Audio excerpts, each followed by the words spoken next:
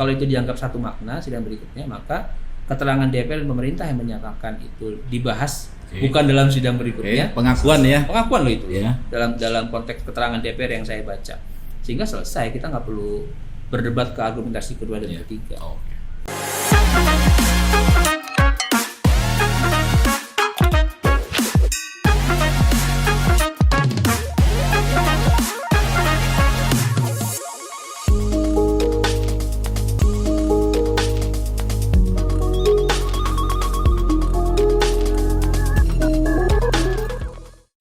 Assalamualaikum warahmatullahi wabarakatuh.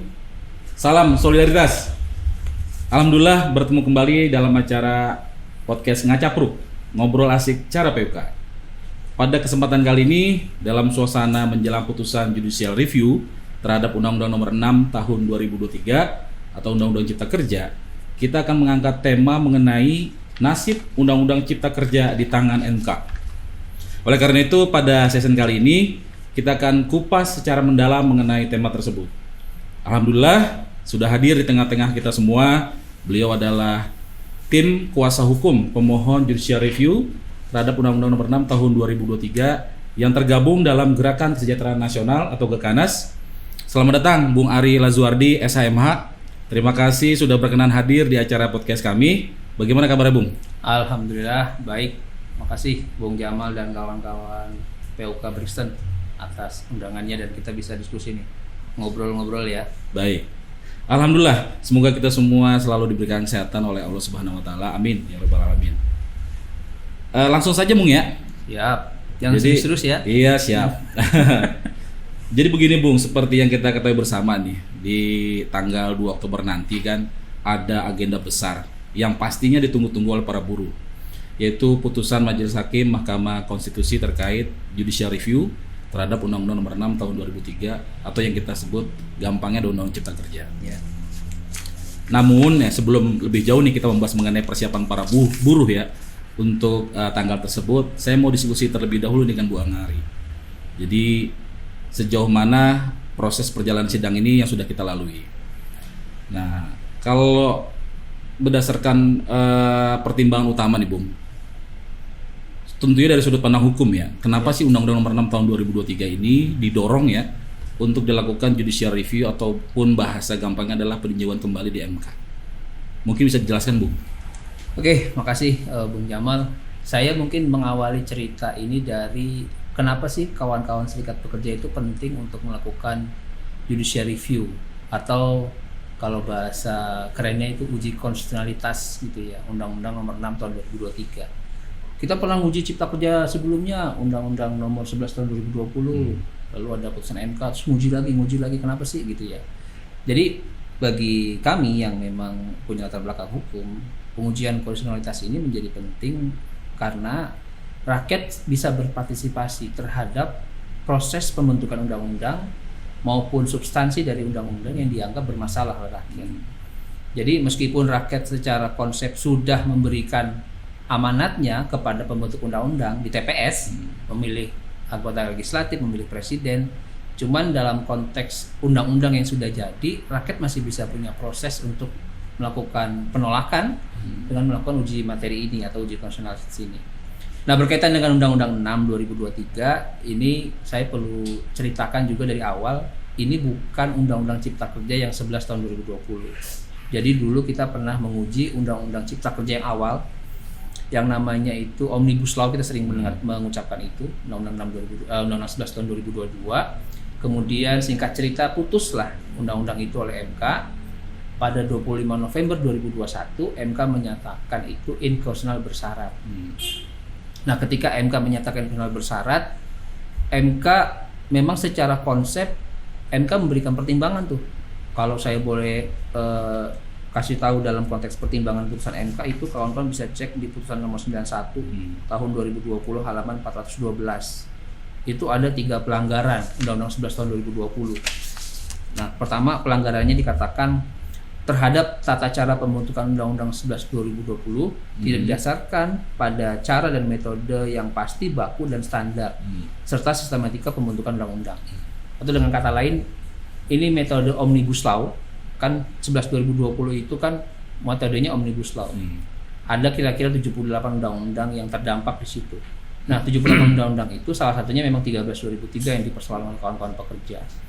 Nah, ini dianggap belum pernah ada metode Omnibus Law dengan mengatur banyak rezim hukum saat itu. Sehingga mereka mengatakan ada pelanggaran pembentukan undang-undang, memasukkan metode Omnibus Law.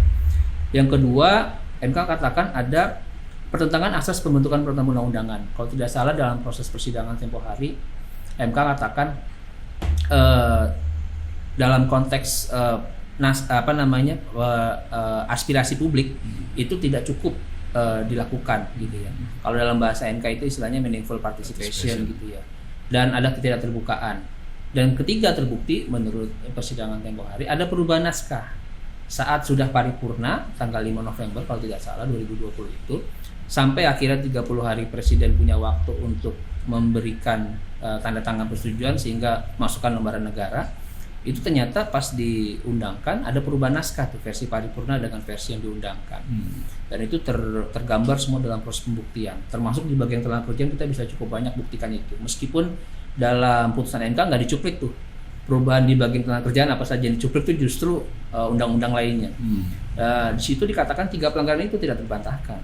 Cuman MK memberikan syarat mungkin dengan pertimbangan undang-undang yang menurut MK saat itu bagus, bermanfaat, sehingga pada akhirnya MK bilang oke, DPR RI dan pemerintah tolong perbaiki 3 pelanggaran tadi. Kita kasih waktu 2 tahun.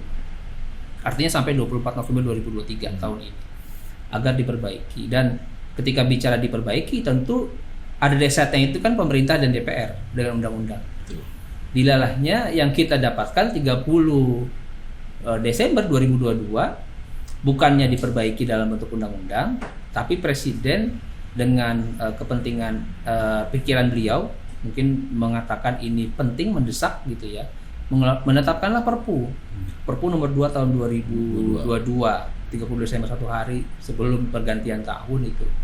Dan secara isi kalau bagi saya kira-kira 90% isinya sama dengan Undang-Undang 11 2020.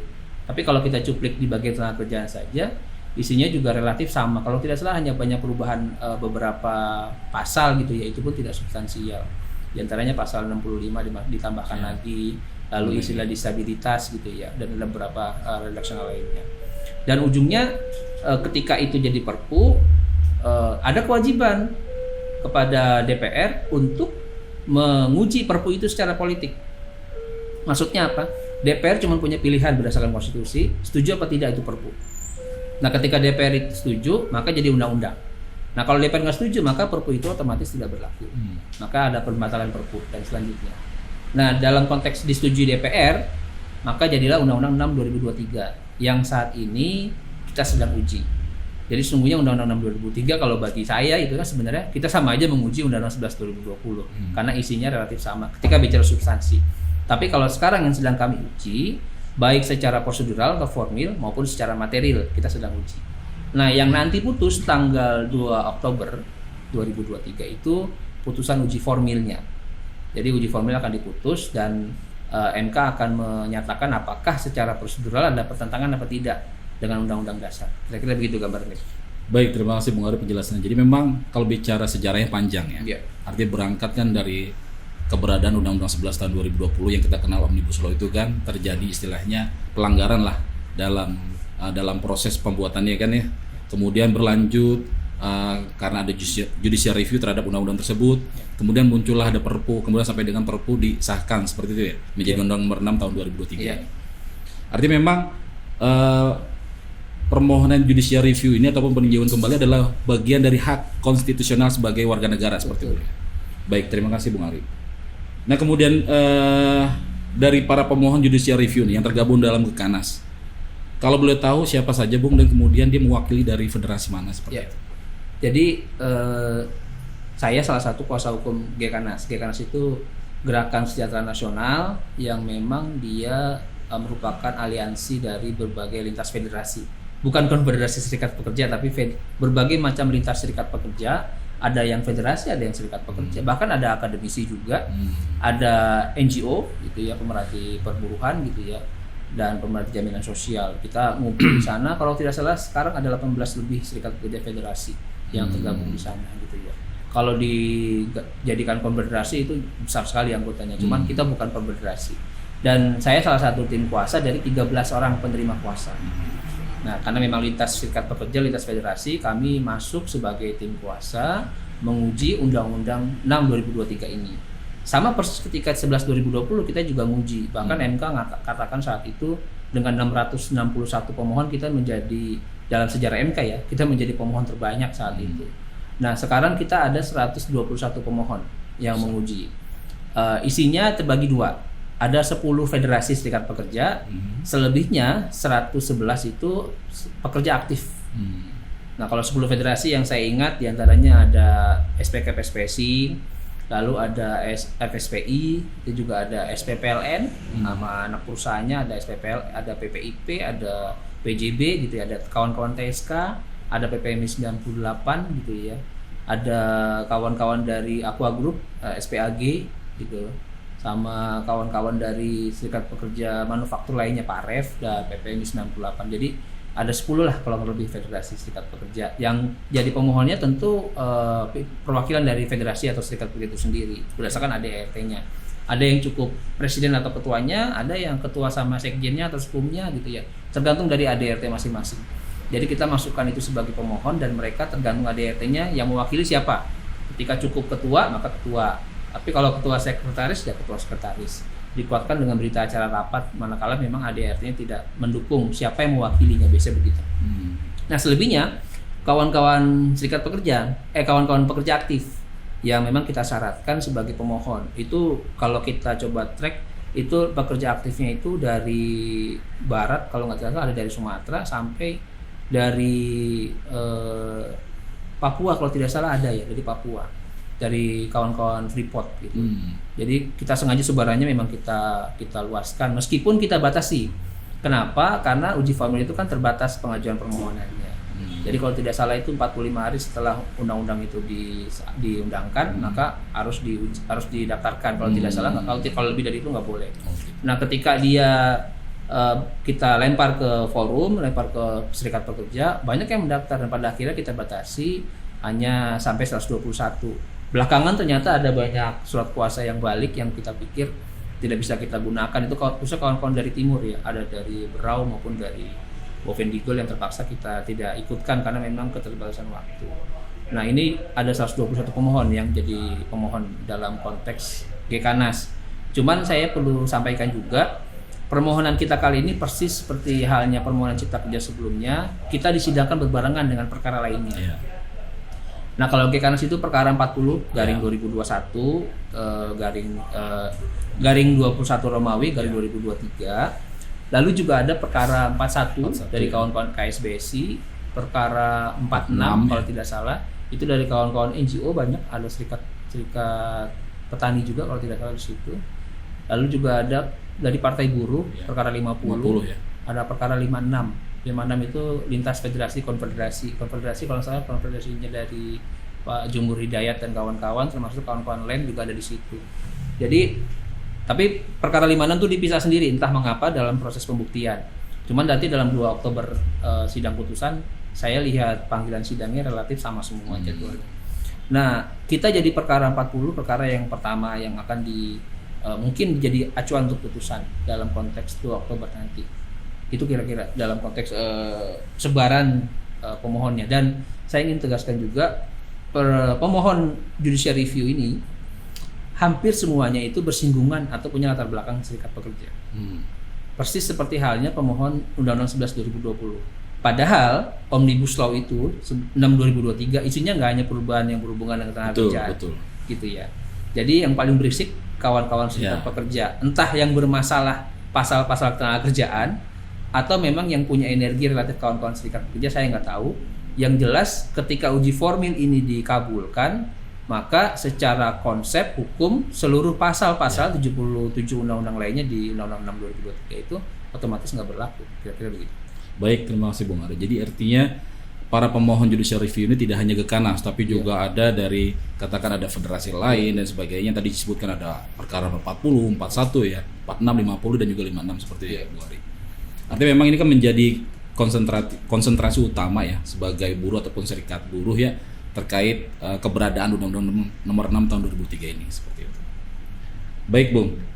Nah, kalau berikutnya, Bung, ya, kalau kita ikuti proses persidangan judicial review nih terhadap Undang-Undang Nomor 6 Tahun 2003 ini cukup panjang perjalanannya. Para pemohon yang tergabung dalam Gekanas yang mendapatkan registrasi yang tadi Bung sampaikan, nomor perkara 40 ya, garing PUU strip 21 Romawi garing 2023. Nah, agenda sidang kan dimulai dari pemeriksaan pendahuluan yang dilakukan pada tanggal 8 Mei 2023 ya. Kemudian sampai dengan yang terakhir itu kesimpulan yang dibuat oleh pemohon Gekanas pada tanggal 22 Agustus 2023. Nah, kemudian dengan perjalanan sidang yang kurang lebih 3 bulan tersebut, apa saja catatan-catatan penting nih selama sidang yang dibuat oleh tim kuasa hukum Gekanas yang dijadikan sebagai sebuah kesimpulan sidang seperti itu? Ya, makasih.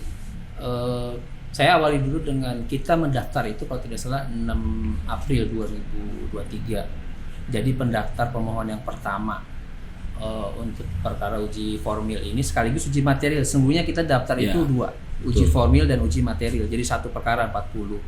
Lalu juga ada perkara 39, uji khusus material kawan-kawan Gekanas ketenaga listrikan. Namun dalam sidang berikutnya MK mengatakan untuk perkara material kita kesampingkan dulu, istilah saya. Kita fokuskan dulu dalam perkara uji formil, karena putusan uji formil itu akan berpengaruh terhadap uji materi itu. Nah, kalau ditanya apa saja yang kira-kira menjadi catatan penting, saya awali dengan kita itu mendalilkan 3 hal dalam konteks uji formil. Pertama, kita dalilkan pelanggaran, ada 3 pelanggaran. 1, pelanggaran mengenai pembahasan Undang-Undang 6 2023 itu tidak dalam sidang berikutnya oleh DPR RI. Jadi pasca penyerahan draft perpu dari pemerintah kepada DPR RI, itu DPR RI tidak membahas itu dalam sidang berikutnya gitu ya. Yang kedua, nanti kayak elaborasi lebih lanjut argumentasinya apa. Yang kedua, ketika bicara argumentasi kita mendalilkan uji formil ini, yang kedua ada muatan kalau istilah kami tim kuasa hukum itu pembangkangan konstitusi. Nah, yang ketiga kita dalilkan perihal alasan kegentingan memaksa itu kita permasalahkan. Gitu. Kenapa kita permasalahkan? Nanti kita elaborasi. Nah, saya mau masuk ke yang pertama. Kenapa kita dalilkan yang namanya pembahasan paripurna DPR itu dianggap inkonstitusional dalam penetapan Undang-Undang 6 2023. Yang kita temukan adalah ketika Presiden menyerahkan Perpu, memang amanat konstitusi kan bilang DPR itu secara politik nanti wajib membahasnya. Karena Perpu itu nggak boleh berlangsung lama. Karena kan ada konteks kedaruratan versi Presiden. Agar negara ini ada keseimbangan kekuasaan, istilahnya begitu, maka DPR perlu mengujinya secara politik. Pilihannya cuma 2. Setuju apa tidak itu Perpu. Kalau tidak setuju, maka Perpu itu nanti akan dibatalkan kemudian dengan undang-undang pembatalannya. Tapi ketika Perpu itu disetujui, maka menjadi undang-undang penetapan persetujuan Perpu. Ternyata DPR menyetujuinya. Tidak boleh direvisi sama sekali. Gitu ya. Nah, yang kami dalilkan, DPR itu menyetujuinya dan memparipurnakan itu tidak dalam sidang berikutnya. Padahal amanat konstitusi gitu ya, pasal 20 kalau tidak salah dan pasal 52 Undang-Undang Pembentukan Peraturan Perundang-undangan 11 2002 Undang-Undang yang terakhir 13 2022 gitu ya. Awalnya 11 2011 perubahan ketiga. Itu memang di pasal 52 menyatakan dalam sidang berikutnya. Nah, kita dalilkan itu gitu ya.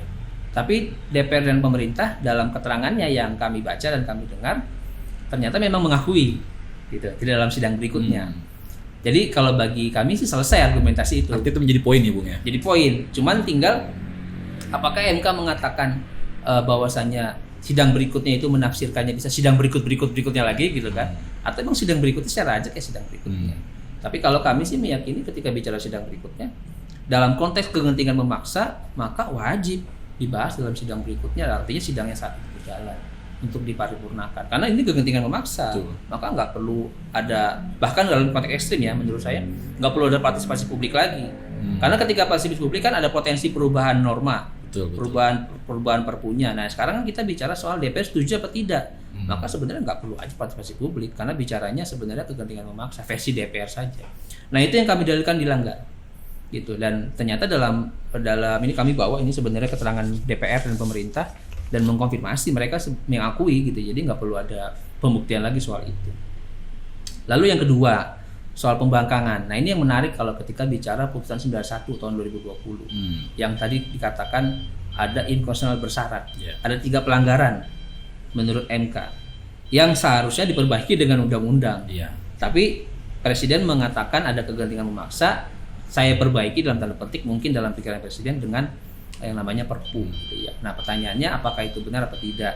Kalau kami meyakini itu salah gitu ya, harus diperbaiki dengan undang-undang karena di sana ada nuansa meaningful participation tadi gitu ya. Apalagi kita tahu dalam pembentukan Undang-Undang Omnibus 11 2020 itu relatif keterbukaan itu tidak cukup baik bagi kami kalangan serikat pekerja. Bahkan untuk mencuplik saja, memotret saja dari pemohon yang ada sekarang nih perkara ini pemohon yang ada itu kan isinya bisa dikatakan the most representative serikat pekerja. Artinya ketika serikat pekerja yang menguji itu mempermasalahkan gitu ya dengan jumlah the most representative berarti ada masalah gitu ya dalam proses pembentukan undang-undang dan cukup selesai ketika bicara itu. Nah, kami khawatir ketika MK selalu merintahkan A, B, C, D, E, MK jarang-jarang lo merintah sebenarnya. Gitu ya. MK kan dalam konteks ini kan sebenarnya dia hanya memutus suatu norma gitu ya dan relatif dia bisa menafsirkan norma mungkin dalam hal tertentu gitu ya. Cuman secara ekstrim kan dia hanya bilang inkonstitusional apa tidak suatu norma. Tapi MK dalam putusan Omnibus Law 11 2020 itu memerintahkan ada frase itu, ada amar itu. Dan memerintahkan kepada pembentuk undang-undang gitu ya untuk memperbaiki gitu ya.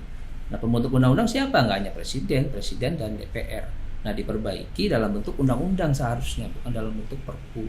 Nah, ketika model begini khawatirnya nanti dibiasakan dalam tanda petik untuk ya sudah nanti saya perpukan saja putusan MK. Nah, itu jadi khawatir ketika kita bilang MK itu sebagai suatu lembaga negara yang lahir pasca reformasi.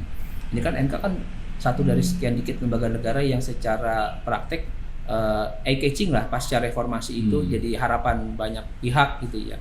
Dan putusannya itu tidak dilaksanakan, khawatir nanti orang berharap berprasangka ya apalagi harapan kita selain kepada MK gitu ya. Agar kita bisa memperjuangkan hak konstitusional kita gitu ya. Nah, kita istilahkan pembangkangan.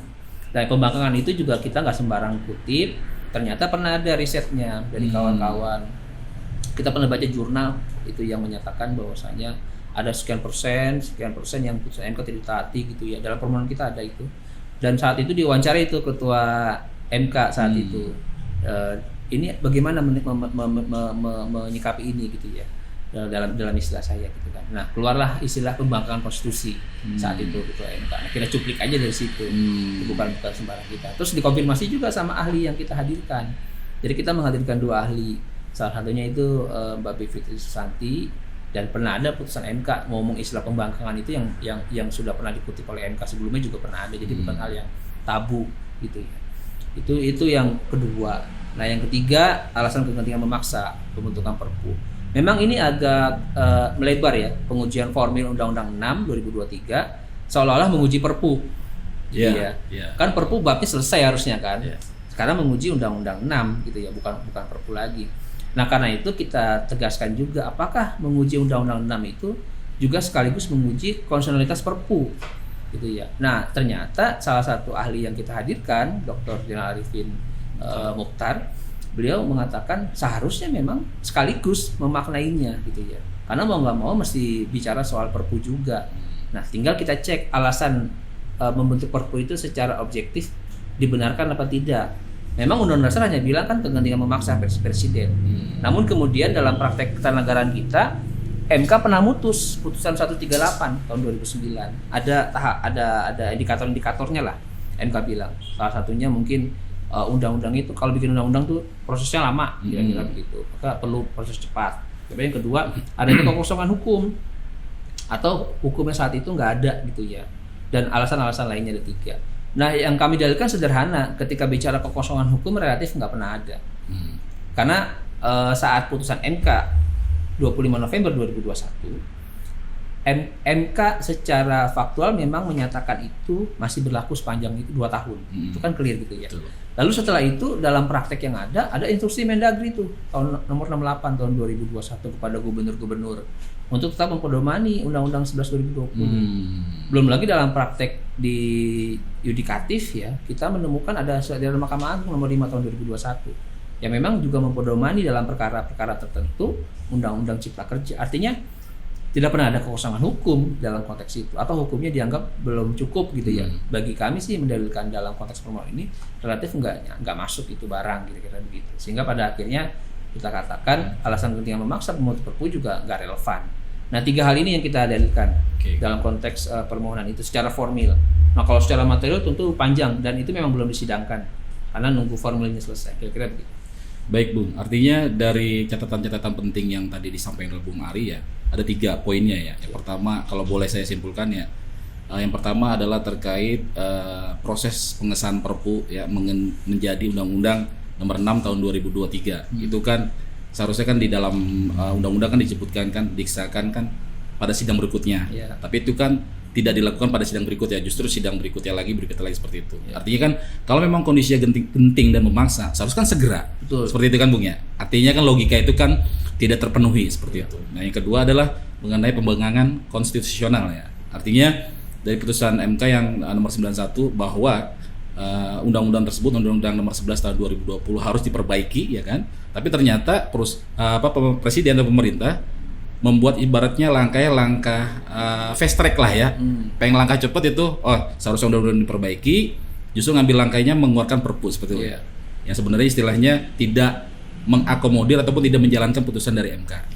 Nah yang ketiga ini adalah mengenai tadi bahwa namanya kegentingan memaksa jika memang kondisi ada kekosongan hukum ataupun juga ada undang-undang yang tidak cukup ya. Sementara kan semenjak putusan MK terkait Undang-Undang 11 tahun 2020 kan pemerintah juga menyatakan bahwa undang-undang kan tetap berlaku kan. Artinya memang dalam tataran pelaksanaan, contoh katakan di perusahaan dan sebagainya, meskipun ada putusan MK tahun nomor 91 tapi dalam pelaksanaan kan perusahaannya menggunakan itu kan sebagai acuan dan sebagainya. Artinya memang ketiga poin ini yang tadi disebutkan oleh Bung Ari itu sebagai dasarnya seperti Bung Ari ya. Baik, terima kasih Bung Ari.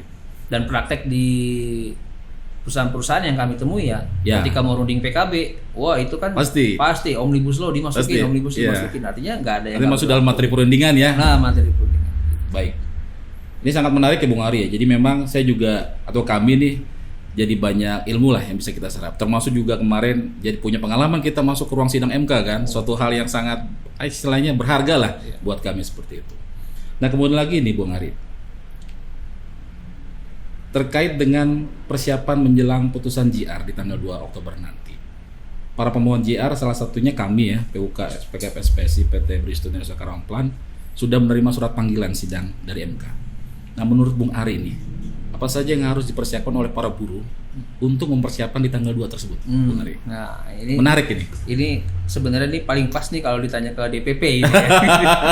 Kalau kami tim kuasa itu mikirnya tuh biasanya prosedural aja gitu ya. Betul. Kalaupun pada demo mau aksi, tolong prosedural gitu, jangan sampai ramai karena kita mau menjaga marwah MK juga. Betul. Kan kesannya ketika di demo nggak percaya banget sama gua kata orang MK begitu kan, kira-kira begitu. Cuman kalau dalam pemahaman saya, kalau ketika kawan-kawan ingin melakukan gerakan-gerakan itu sah-sah saja sepanjang memang tidak melanggar hukum.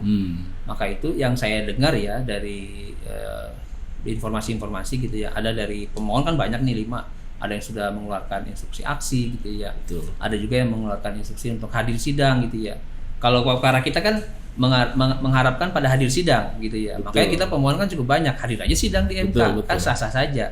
Meskipun MK membatasi 10 orang untuk hadir fisik, tapi bisa juga nonton di ruangan lain ya, pengalaman Bung Jamal gitu ya. Nonton bareng gitu ya. Ada disediakan MK gitu ya.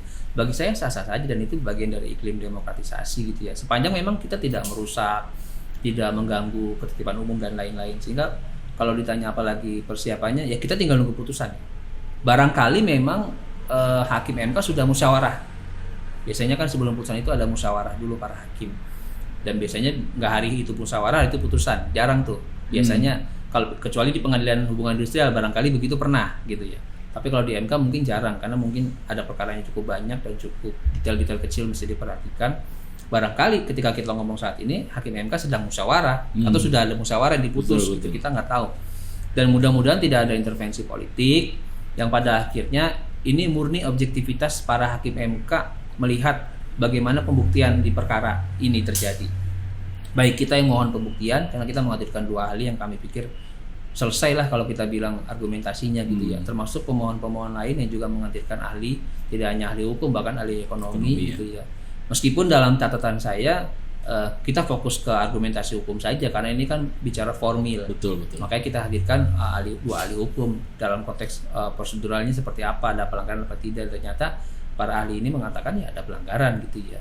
Dan pelanggaran yang paling kuat adalah pembahasan undang Perpu itu tidak dibahas dalam sidang berikutnya, itu selesai sebenarnya dan tidak perlu ada perdebatan lebih lanjut untuk menafsirkan lain gitu ya. Betul. Meskipun ada ahli dari pemerintah kalau tidak salah Prof. Aidul itu ya, dia saat kita sidang memberikan satu tafsiran yang berbeda soal sidang berikutnya.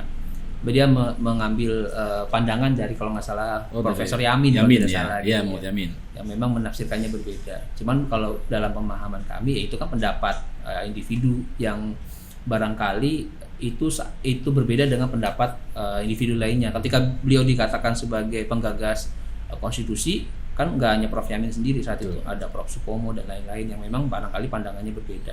Perlu dicek lebih lanjut para hakim MK, apakah itu bagian dari pembahasan pasal 20 itu misalkan gitu, atau memang itu pandangan pribadi di luar dari pembahasan keluarnya naskah itu. Karena naskah dalam sidang berikutnya itu tidak berubah tuh pasca amandemen, jadi itu naskah asli sebenarnya. Dan itu perlu dicek sebenarnya autentifikasinya. Lagi-lagi juga penafsirannya mesti dicek, apakah penafsirannya gramatikal atau penafsirannya istilahnya itu kan living law konstitusi, jadi hukum konstitusi hukum yang berjalan kekinian, hidup lah ya. Hidup. Nah itu perlu dicek. Cuman dalam konteks persiapan apa tanggal 2 ya kita tinggal nunggu putusan tanggal 2. Nah ini menarik sebenarnya, kalau putusannya itu mengabulkan misalkan, maka bagaimana nasib 11/2020?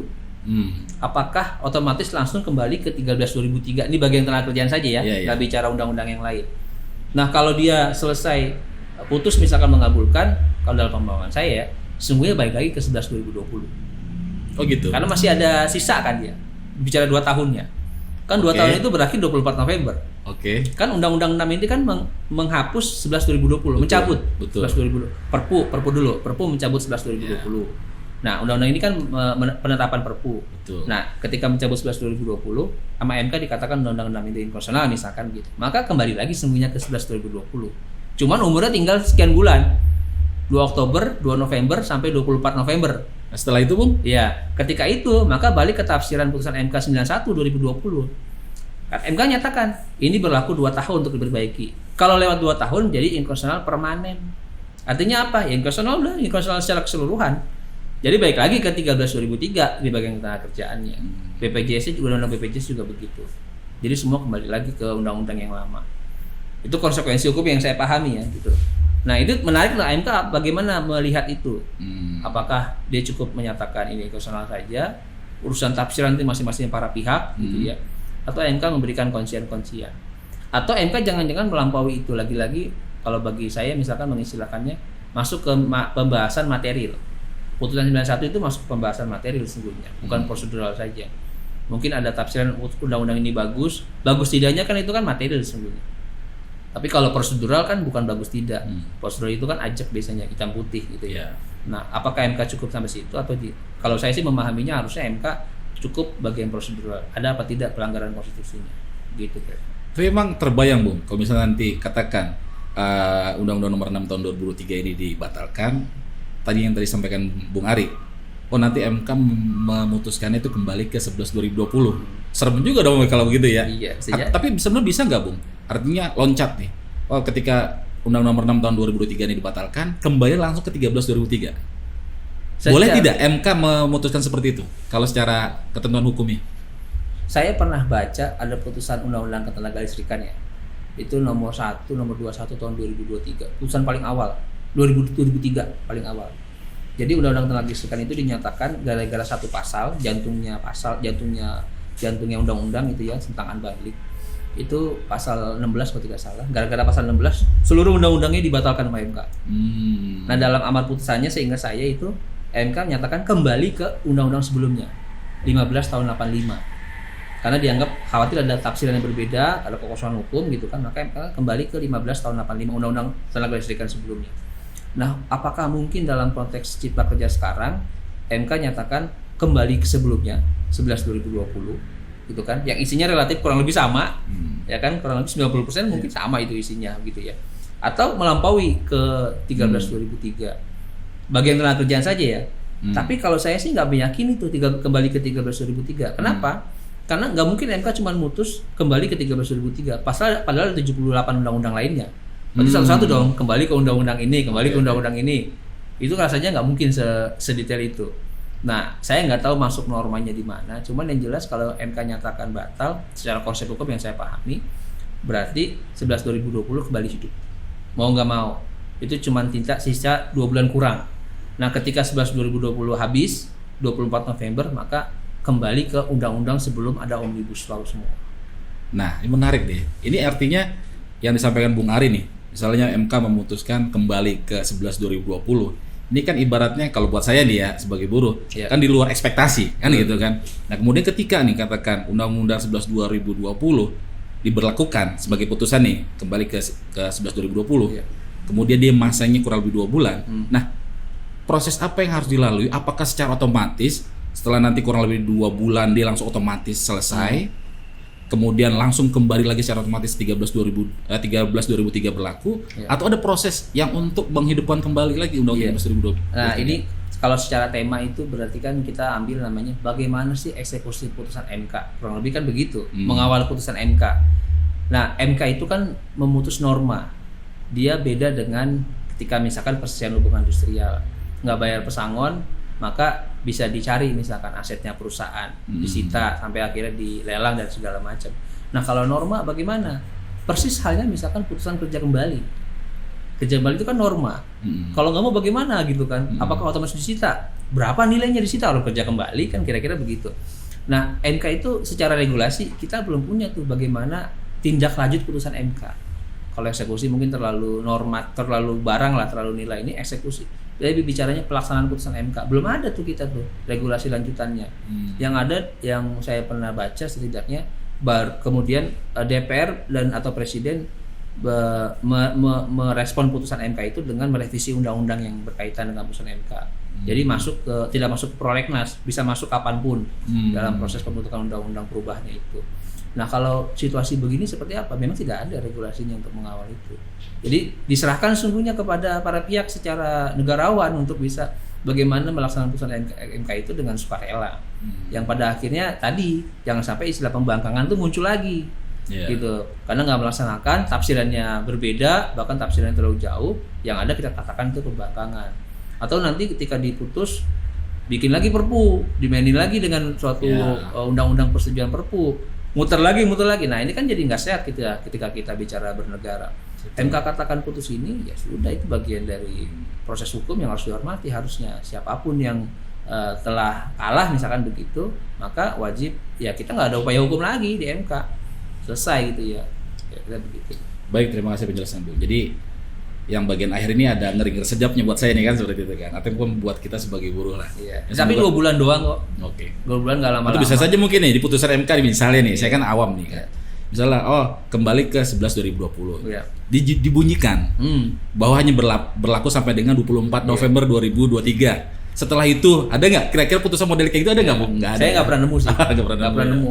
Teman ya secara sadar harusnya ya ketika MK katakan kembali ke 11/2020 gitu ya, maka secara konsisten harusnya penyelenggara negara taat itu.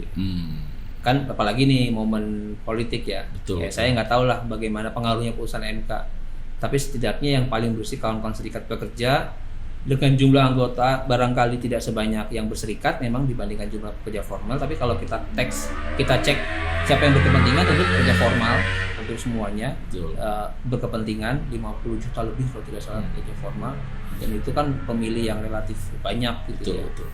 Nah, harusnya itu bagian dari hal yang penting lah. Dan saya perlu tegaskan ke Bung Jamal, kita itu sebagai pemohon termohonnya 2. Tadi saya lupa jelaskan. Termohonnya itu Presiden dan DPR. Betul.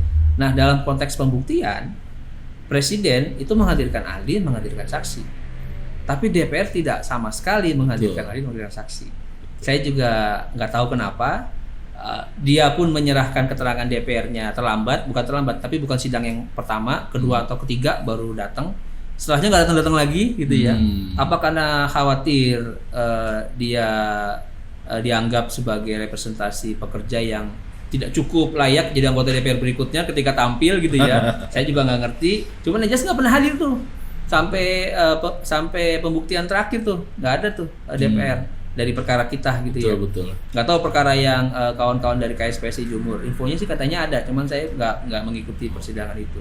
Nah, apakah itu berpengaruh atau tidak? Ya itu perlu konfirmasi ke mereka semua. Tapi rasanya ini isu yang harusnya menjadi isu yang bukan isu remeh-temeh ya, karena bicara omnibus law bukan hanya bagian tenaga kerjaan loh, tapi ada undang-undang lainnya yang barangkali ada manfaatnya apa tidak, kita nggak pernah kaji itu. Cuman yang kita kaji kalau proseduralnya bermasalah gitu ya, maka ujungnya pun relatif akan potensi bermasalah kira-kira. Baik, terima kasih Bung Ari ini. Ini sudah mencapai penghujung nih. Terakhir Bung, pertanyaan dari saya.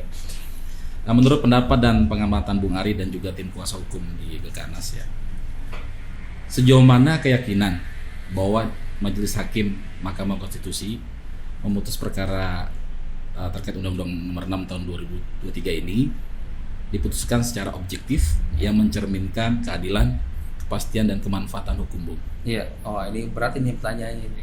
Kalau ditanya keyakinan dalam konteks kami profesi advokat, gitu ya, kita pertama nggak boleh menjanjikan pasti menang. Itu melanggar kode etik sebagai advokat, gitu ya.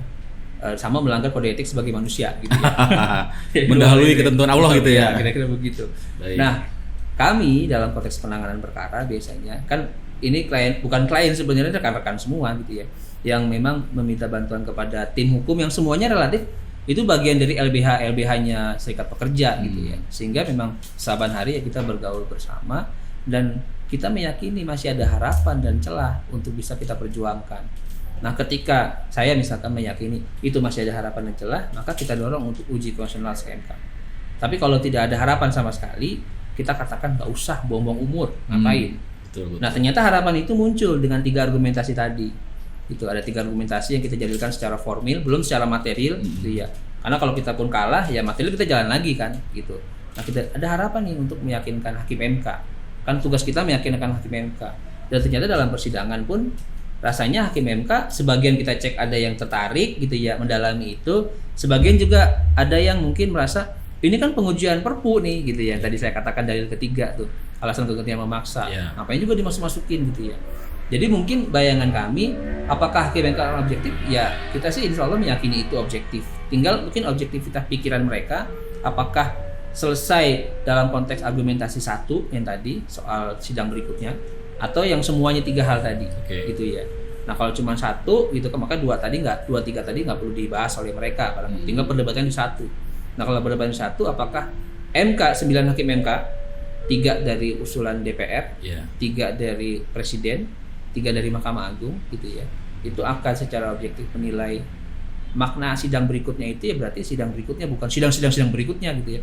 Kalau itu dianggap satu makna sidang berikutnya, maka keterangan DPR dan pemerintah yang menyatakan itu dibahas bukan dalam sidang berikutnya. Pengakuan ya. Pengakuan loh itu ya. Dalam konteks keterangan DPR yang saya baca.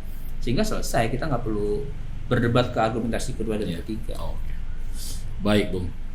Oke, Bung, diskusi tadi panjang ya. Ada dari pertanyaan juga ada improvisasi, Bung ya. Jadi karena memang berkembang ya, dan juga bagian dari pembelajaran buat saya khususnya. Jadi saya ucapkan terima kasih pada Bung Ari yang sudah menjadi narasumber dalam podcast kami dengan tema nasib Undang-Undang Cipta Kerja di tangan MK. Semoga perjuangan dan doa para buruh nih, melalui judicial review dimenangkan. Amin. Dan Undang-Undang Nomor 6 Tahun 2023 tentang Cipta Kerja dibatalkan oleh Mahkamah Konstitusi. Ya, sehingga doa terbaik ya agar apa yang kita lakukan, usaha yang kita lakukan dan doa yang kita panjatkan itu dikabulkan oleh Allah Subhanahu wa taala. Amin ya rabbal alamin. Baik, terima kasih Bung Ari Bu Ari ya atas kesempatan dan waktunya. Semoga Bung Ari dan juga tim kuasa hukum Gekanas selalu diberikan kesehatan, kemudian juga keberkahan hidup oleh Allah Subhanahu wa taala. Sampai berjumpa kembali ya kawan-kawan semua dalam acara podcast Ngacapur berikutnya. Semoga bisa bertemu kembali dengan Bung Ari nih di kesempatan lain, mungkin tema-tema lain. Pasca putusan mungkin bisa jadi seperti juga menarikkan di bedah ya kan. Oke, yang penting tetap semangat, terus berkontribusi memberikan yang terbaik untuk buruh Indonesia. Terima kasih dari kami. Wassalamualaikum warahmatullahi wabarakatuh. Waalaikumsalam warahmatullahi wabarakatuh. Terima kasih, Bung. Oke, mantap.